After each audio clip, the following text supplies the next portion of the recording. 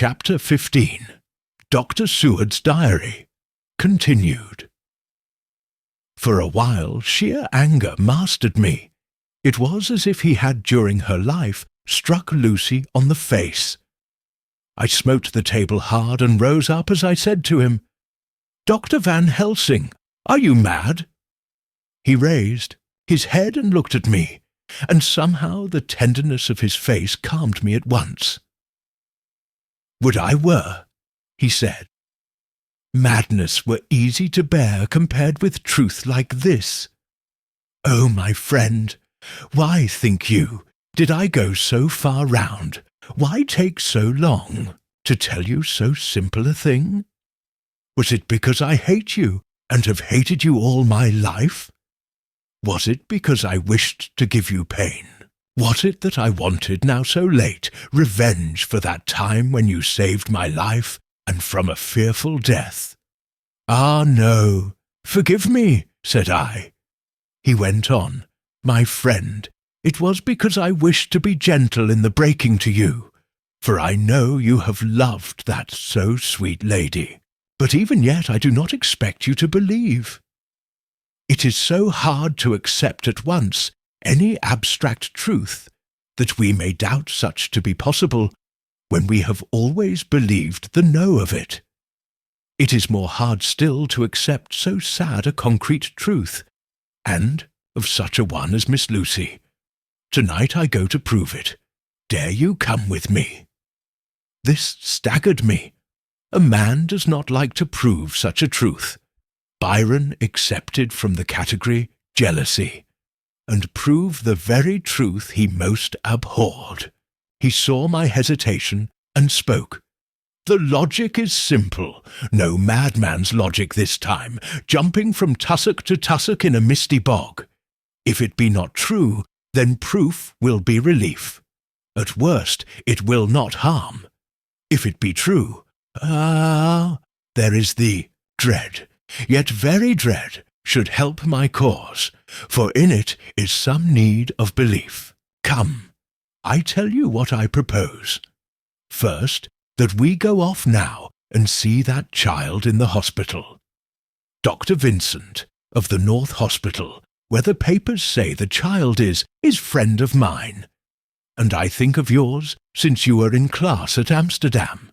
He will let 2 scientists see his case if he will not let 2 friends. We shall tell him nothing, but only that we wish to learn. And then, he took a key from his pocket and held it up. And then we spend the night, you and I, in the churchyard where Lucy lies. This is the key that locked the tomb. I had it from the coffin man to give to Arthur."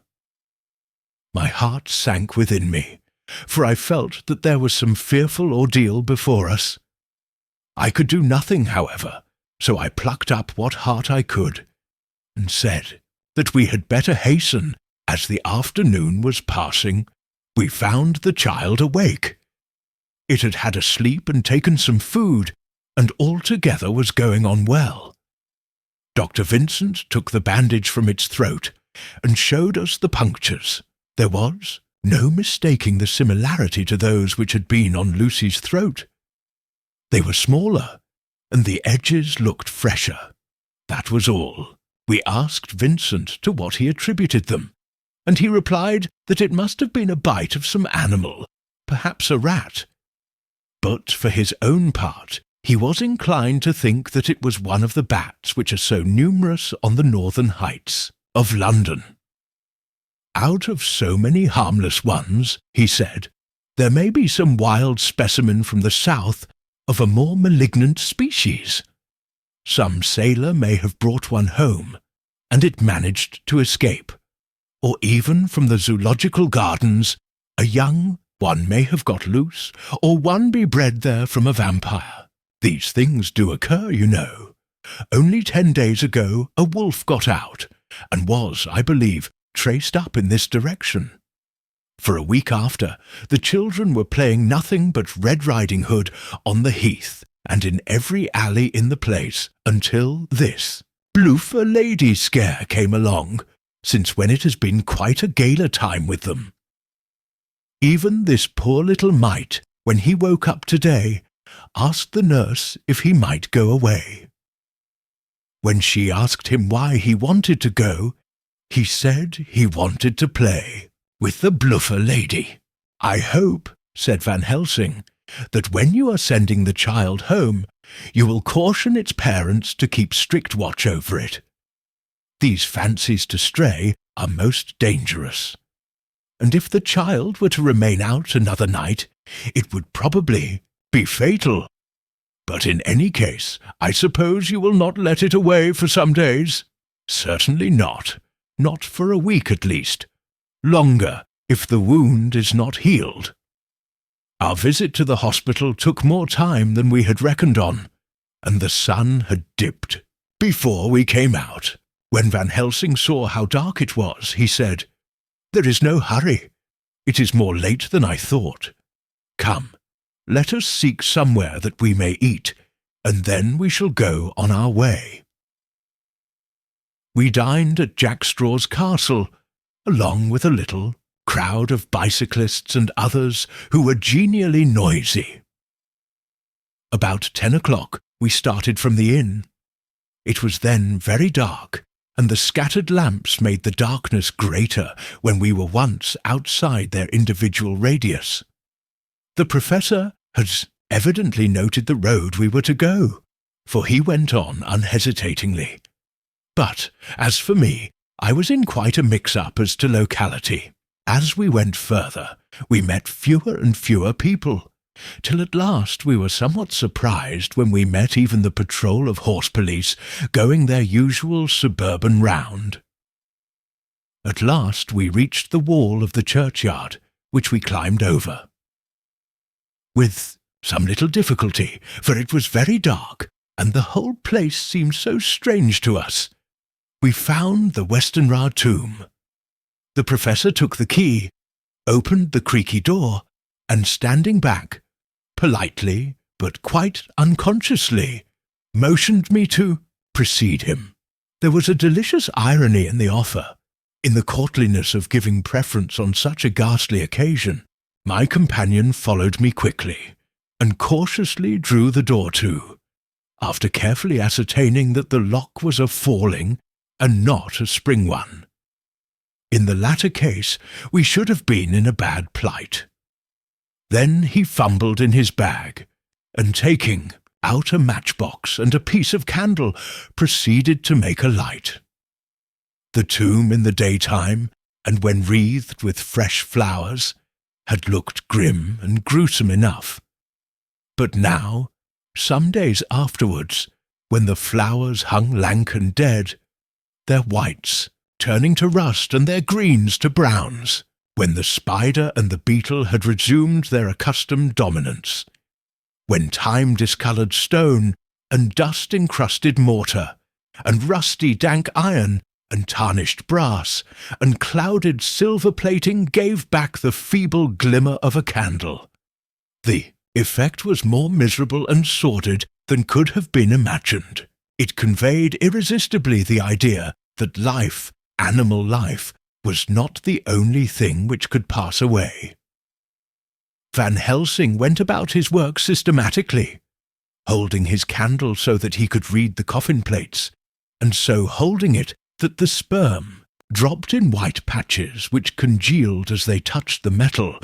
He made assurance of Lucy's coffin. Another search in his bag, and he took out a turn-screw. "What are you going to do?" I asked. "To open the coffin. You shall yet be convinced." Straightway he began taking out the screws, and finally lifted off the lid, showing the casing of lead beneath. The sight was almost too much for me. It seemed to be as much an affront to the dead as it would have been to have stripped off her clothing in her sleep whilst living. I actually took hold of his hand to stop him. He only said, "You shall see," and again fumbling in his bag, took out a tiny fretsaw. Striking the turn-screw through the lead with a swift downward stab, which made me wince, he made a small hole, which was, however, big enough to admit the point of the saw. I had expected a rush of gas from the weak old corpse. We doctors, who have had to study our dangers, have to become accustomed to such things, and I drew back towards the door. But the professor never stopped for a moment. He sawed down a couple of feet along one side of the lead coffin, and then across and down the other side. Taking the edge of the loose flange, he bent it back towards the foot of the coffin, and holding up the candle into the aperture, motioned to me to look. Drew near and looked. The coffin was empty. It was certainly a surprise to me, and gave me a considerable shock, but Van Helsing was unmoved. He was now more sure than ever of his ground, and so emboldened to proceed in his task. "Are you satisfied now, friend John?" he asked. I felt all the dogged argumentativeness of my nature awake within me as I answered him. "I am satisfied that Lucy's body is not in that coffin, but that only proves one thing. And what is that, friend John? That it is not there. That is good logic," he said, "so far as it goes. But how can you account for it not being there?" "Perhaps a body snatcher," I suggested. "Some of the undertaker's people may have stolen it." I felt that I was speaking folly, and yet it was the only real cause which I could suggest. The professor sighed. "Ah, well," he said, "we must have more proof. Come with me." He put on the coffin lid again, gathered up all his things, and placed them in the bag, blew out the light, and placed the candle also in the bag. We opened the door and went out. Behind us, he closed the door and locked it. He handed me the key, saying, "Will you keep it? You had better be assured." I laughed. It was not a very cheerful laugh, I am bound to say, as I motioned him to keep it.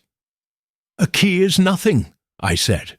"There may be duplicates, and anyhow it is not difficult to pick a lock of that kind." He said nothing, but put the key in his pocket.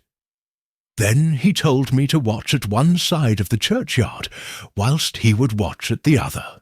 I took up my place behind a yew tree, and I saw his dark figure move until the intervening headstones and trees hid it from my sight. It was a lonely vigil. Just after I had taken my place, I heard a distant clock strike 12, and in time came 1 and 2. I was chilled and unnerved and angry with the professor for taking me on such an errand, and with myself for coming. I was too cold and too sleepy to be keenly observant, and not sleepy enough to betray my trust. So altogether I had a dreary, miserable time. Suddenly, as I turned round, I thought I saw something like a white streak, moving between two dark yew trees, at the side of the churchyard farthest from the tomb. At the same time a dark mass moved from the professor's side of the ground, and hurriedly went towards it. Then I too moved, but I had to go round headstones and railed-off tombs, and I stumbled over graves. The sky was overcast, and somewhere far off an early cock crew, a little way off, beyond a line of scattered juniper trees, which marked the pathway to the church. A white, dim figure flitted in the direction of the tomb. The tomb itself was hidden by trees, and I could not see where the figure disappeared. I heard the rustle of actual movement where I had first seen the white figure, and coming over, found the professor holding in his arms a tiny child. When he saw me, he held it out to me and said, "Are you satisfied now?" "No," I said, in a way that I felt was aggressive. "Do you not see the child?" "Yes, it is a child, but who brought it here? "And is it wounded?" I asked. "We shall see," said the professor. And with one impulse we took our way out of the churchyard, he carrying the sleeping child. When we had got some little distance away, we went into a clump of trees and struck a match and looked at the child's throat.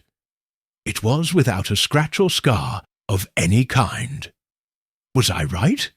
I asked triumphantly. "We were just in time," said the professor thankfully. We had now to decide what we were to do with the child, and so consulted about it. If we were to take it to a police station, we should have to give some account of our movements during the night. At least, we should have had to make some statement as to how we had come to find the child. So, finally, we decided that we would take it to the heath, and when we heard a policeman coming, would leave it where he could not fail to find it. We would then seek our way home as quickly as we could. All fell out well. At the edge of Hampstead Heath we heard a policeman's heavy tramp, and laying the child on the pathway, we waited and watched until he saw it as he flashed his lantern to and fro. We heard his exclamation of astonishment, and then we went away, silently. By good chance we got a cab near the Spaniards, and drove to town. I cannot sleep, so I make this entry. But I must try to get a few hours' sleep, as Van Helsing is to call for me at noon. He insists that I shall go with him on another expedition, 27 September. It was 2 o'clock before we found a suitable opportunity for our attempt. The funeral held at noon was all completed, and the last stragglers of the mourners had taken themselves lazily away, when, looking carefully from behind a clump of alder trees, we saw the sexton lock the gate after him. We knew then that we were safe till morning did we desire it, but the professor told me that we should not want more than an hour at most. Again I felt that horrid sense of the reality of things, in which any effort of imagination seemed out of place, and I realized distinctly the perils of the law which we were incurring in our unhallowed work. Besides, I felt it was all so useless. Outrageous as it was to open a leaden coffin, to see if a woman dead nearly a week were really dead, it now seemed the height of folly to open the tomb again, when we knew, from the evidence of our own eyesight, that the coffin was empty. I shrugged my shoulders, however, and rested silent, for Van Helsing had a way of going on his own road, no matter who remonstrated. He took the key, opened the vault, and again courteously motioned me to proceed. The place was not so gruesome as last night, but oh, how unutterably mean-looking when the sunshine streamed in. Van Helsing walked over to Lucy's coffin, and I followed. He bent over and again forced back the leaden flange, and then a shock of surprise and dismay shot through me. There lay Lucy, seemingly just as we had seen her the night before her funeral. She was, if possible, more radiantly beautiful than ever, and I could not believe that she was dead. The lips were red, nay, redder than before, and on the cheeks was a delicate bloom. "Is this a juggle?" I said to him. "Are you convinced?" "Now," said the professor in response, and as he spoke he put over his hand, and in a way that made me shudder, pulled back the dead lips and showed the white teeth. "See," he went on, "see, they are even sharper than before, with this and this," and he touched one of the canine teeth and that below it. "The little children can be bitten. Are you of belief now, friend John?" Once more, argumentative hostility woke within me. I could not accept such an overwhelming idea as he suggested, so, with an attempt to argue of which I was even at the moment ashamed, I said, She may have been placed here since last night." "Indeed, that is so, and by whom? I do not know. Someone has done it. And yet she has been dead 1 week. Most peoples in that time would not look so." I had no answer for this, so was silent. Van Helsing did not seem to notice my silence.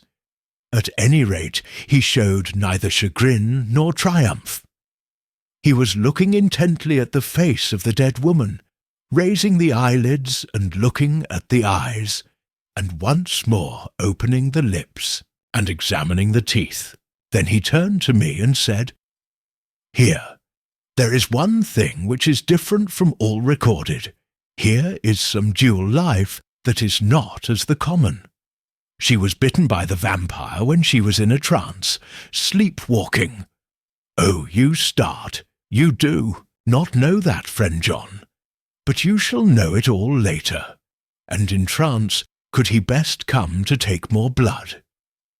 In trance she died, and in trance she is undead too. So it is that she differ from all other. Usually when the undead sleep at home." As he spoke, he made a comprehensive sweep of his arm to designate what to a vampire was home. "Their face show what they are, but this so sweet that was when she not undead she go back to, the nothings of the common dead. There is no malign there, see, and so it make hard that I must kill her in her sleep. This turned my blood cold, and it began to dawn upon me that I was accepting Van Helsing's theories.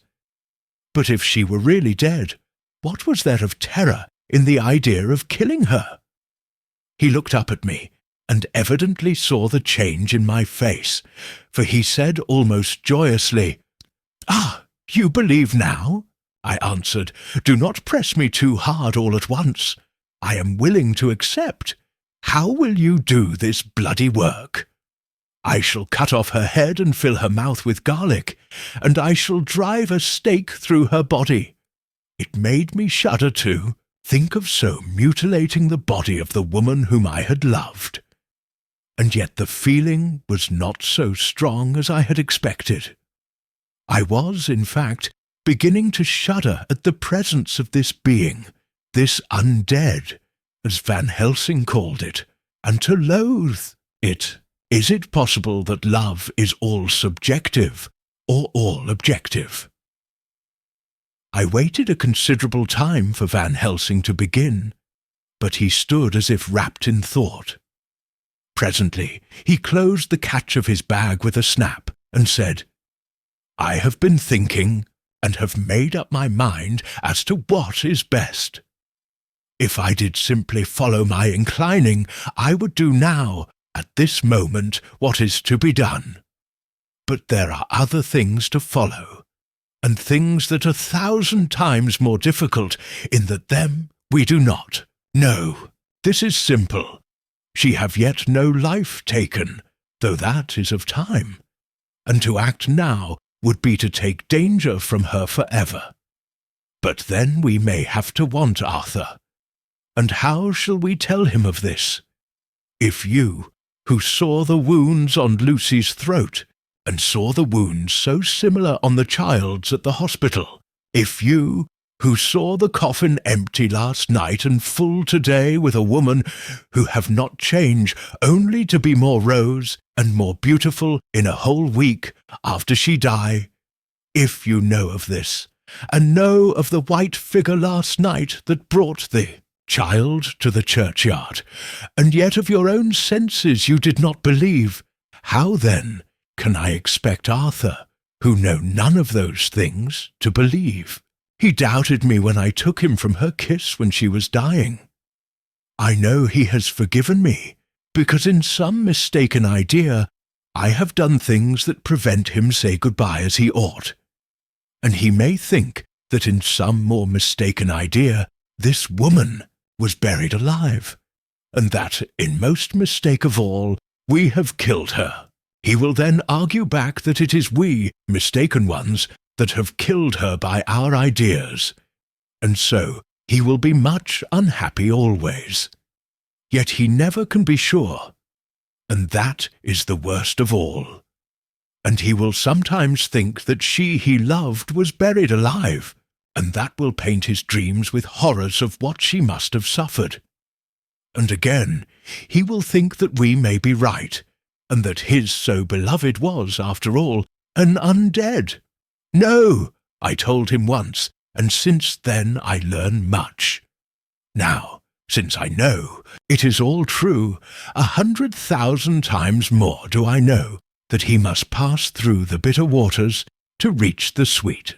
He, poor fellow, must have 1 hour that will make the very face of heaven grow black to him. Then we can act for good all round and send him peace.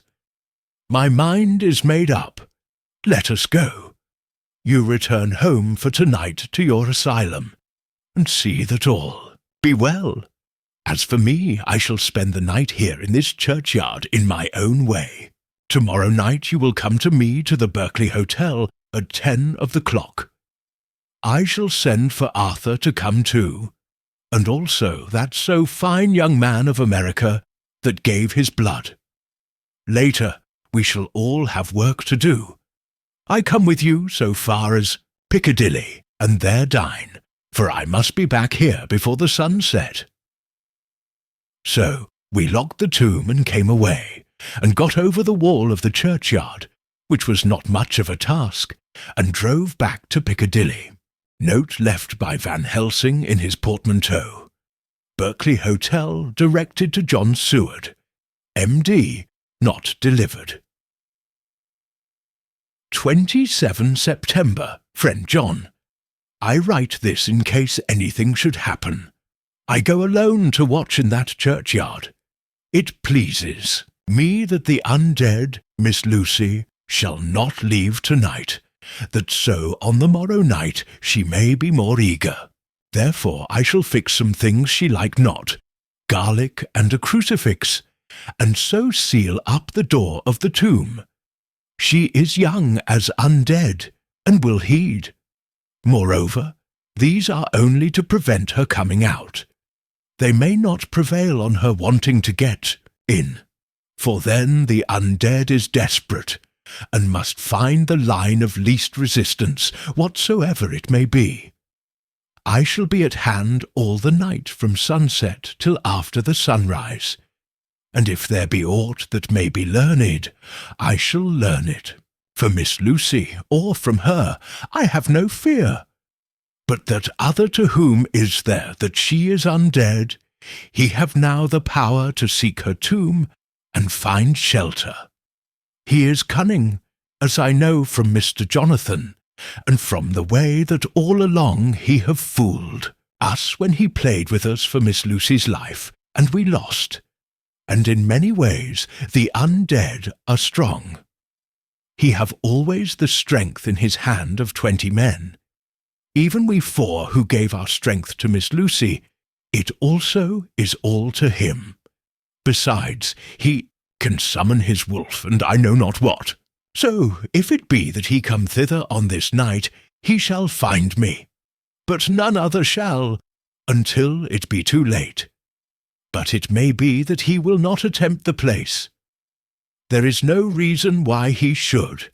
His hunting ground is more full of game than the churchyard where the undead woman sleep, and the one old man watch. Therefore I write this in case. Take the papers that are with this, the diaries of Harker and the rest, and read them, and then find this great undead, and cut off his head, and burn his heart or drive a stake through it, so that the world may rest from him. If it be so, farewell, Van Helsing. Dr. Seward's Diary, 28 September. It is wonderful what a good night's sleep will do for one. Yesterday I was almost willing to accept Van Helsing's monstrous ideas. But now they seem to start out lurid before me, as outrages on common sense. I have no doubt that he believes it all. I wonder if his mind can have become in any way unhinged. Surely there must be some rational explanation of all these mysterious things. Is it possible that the Professor can have done it himself? He is so abnormally clever that if he went off his head he would carry out his intent with regard to some fixed idea in a wonderful way. I am loath to think it. And indeed it would be almost as great a marvel as the other to find that Van Helsing was mad. But anyhow, I shall watch him carefully. I may get some light on the mystery. 29 September morning. Last night, at a little before 10 o'clock, Arthur and Quincy came into Van Helsing's room. He told us all that he wanted us to do, but especially addressing himself to Arthur, as if all our wills were centred in his. He began by saying that he hoped we would all come with him too. For, he said, there is a grave duty to be done there. You were doubtless surprised at my letter. This query was directly addressed to Lord Godalming. I was. It rather upset me for a bit. There has been so much trouble around my house of late that I could do without any more. I have been curious, too, as to what you mean. Quincy and I talked it over, but the more we talked, the more puzzled we got. Till now, I can say for myself that I'm about up a tree as to any meaning about anything. Me too, said Quincy Morris laconically. Oh, said the Professor, then you are nearer the beginning, both of you, than friend John here, who has to go a long way back before he can even get so far as to begin. It was evident that he recognized my return to my old doubting frame of mind without my saying a word. Then, turning to the other two, he said with intense gravity, I want your permission to do what I think good this night. It is, I know, much to ask, and when you know what it is, I propose to do you, will know, and only then how much. Therefore may I ask that you promise me in the dark, so that afterwards, though you may be angry with me for a time, I must not disguise from myself the possibility that such may be. You shall not blame yourselves for anything. That's frank anyhow, broke in Quincy. I'll answer for the Professor. I don't quite see his drift, but I swear he's honest, and that's good enough for me. I thank you, sir, said Van Helsing proudly. I have done myself the honour of counting you one trusting friend, and such endorsement is dear to me. He held out a hand which Quincy took. Then Arthur spoke out. Dr. Van Helsing, I don't quite like to buy a pig in a poke, as they say in Scotland, and if it be anything in which my honour as a gentleman or my faith as a Christian is concerned, I cannot make such a promise. If you can assure me that what you intend does not violate either of these two, then I give my consent at once. Though for the life of me, I cannot understand what you are driving at. I accept your limitation, said Van Helsing, and all I ask of you is that if you feel it necessary to condemn any act of mine, you will first consider it well, and be satisfied that it does not violate your reservations. Agreed, said Arthur, that is only fair. And now that the pourparlers are over, may I ask what it is we are to do? I want you to come with me, and to come in secret to the churchyard at Kingstead. Arthur's face fell as he said in an amazed sort of way, Where poor Lucy is buried. The Professor bowed. Arthur went on, and when there? To enter the tomb. Arthur stood up. Professor, are you in earnest, or it is some monstrous joke? Pardon me, I see that you are in earnest. He sat down again, but I could see that he sat firmly and proudly as one who is on his dignity. There was silence until he asked again, And when in the tomb? To open the coffin. This is too much, he said, angrily rising again. "I am willing to be patient in all things that are reasonable. But in this desecration of the grave of one who—" He fairly choked with indignation. The professor looked pityingly at him. "If I could spare you one pang, my poor friend," he said, "God knows I would. But this night our feet must tread in thorny paths, or later and for ever the feet you love must walk in paths of flame." Arthur looked up with set white face and said, "Take care, sir, take care. Would it not be well to hear what I have to say?" said Van Helsing. "And then you will at least know the limit of my purpose. Shall I go on?" "That's fair enough," broke in Morris. After a pause, Van Helsing went on, evidently with an effort. "Miss Lucy is dead. Is it not so? Yes. Then there can be no wrong to her. But if she be not dead—" Arthur jumped to his feet. "Good God!" he cried. "What do you mean? Has there been any mistake? Has she been buried alive?" He groaned in anguish that not even hope could soften. "I did not say she was alive, my child. I did not think it. I go no further than to say that she might be undead." "Undead? Not alive? What do you mean? Is this all a nightmare, or what is it? There are mysteries which men can only guess at, which age by age they may solve only in part. Believe me, we are now on the verge of one. But I have not done. May I cut off the head of dead Miss Lucy?" "Heavens and earth, no!" cried Arthur in a storm of passion. "Not for the wide world will I consent to any mutilation of her dead body. Dr. Van Helsing, you try me too far. What have I done to you that you should torture me so? What did that poor sweet girl do that you should want to cast such dishonour on her grave? Are you mad to speak such things, or am I mad to listen to them? Don't dare to think more of such a desecration.